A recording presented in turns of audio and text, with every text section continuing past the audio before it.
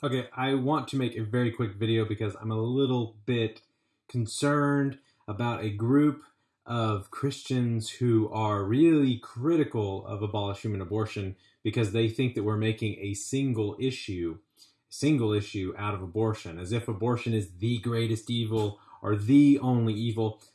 Now, we do hear this a lot of time from pro-choicers who will, if you're fighting abortion, they'll come up to you and they'll say, like, well, what about starving kids in Africa? And I'm like, well, actually, we care about starving kids in Africa. But, just because we can't fight all evil at one time doesn't mean that we shouldn't fight one particular evil. And the same thing would go for Christians who want to think like pro-choicers and say things like, hey, listen, abortion's not the only sin, and singling it out and fighting it as if, like, the church has to fight abortion.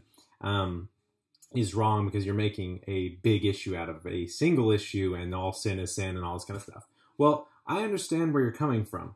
Here's the problem. AHA, abolitionists in general, are not just pointing out the failure of or the presence of abortion in the culture. Like not saying this is the only sin. One, we're kind of a condemnation or an objection or a judgment or whatever, not just on the abortion issue, but on the apathy issue. AHA actually comes on the scene to, yes, oppose abortion, but also to oppose the apathy about abortion present in both the culture and present in the church.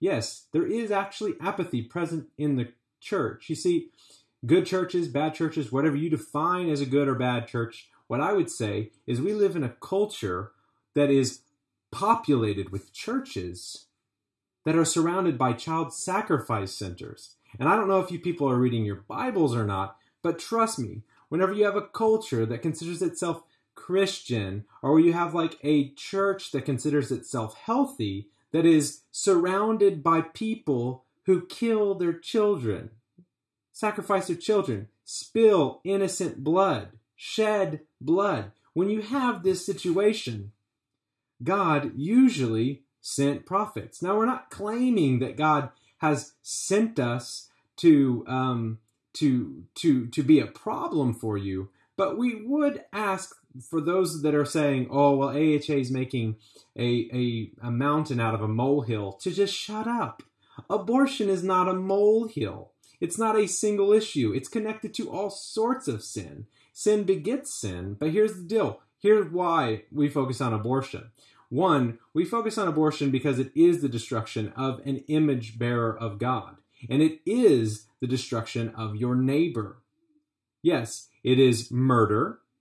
Thou shalt not murder. And the omission of fighting murder. It is also the place of the incarnation, a womb of a woman. The one place that God looked down and said, hey, this is how I'm going to enter the world to redeem it, is the one place that our culture permits murder. So it's kind of a heinous issue. But we're not just calling out abortion as evil. We're calling out the apathy about abortion as evil.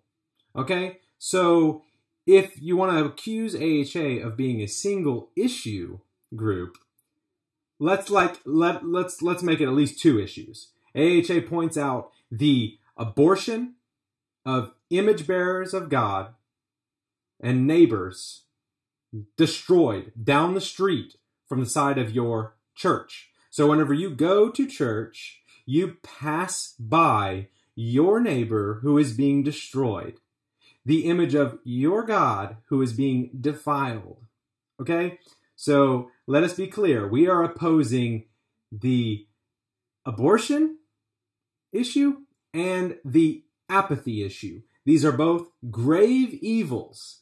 Abolitionists back in the day fought slavery and the apathy against slavery. This is not a single issue. This is a judgment on us all. I was actually among the founders of AHA, and it was because I was guilty, so guilty, voting pro-life once a year, watching a documentary about abortion every once in a while. I mean, this is not enough. Child sacrifice is going on in your country, down the street from your church. This focusing on it is not sinful.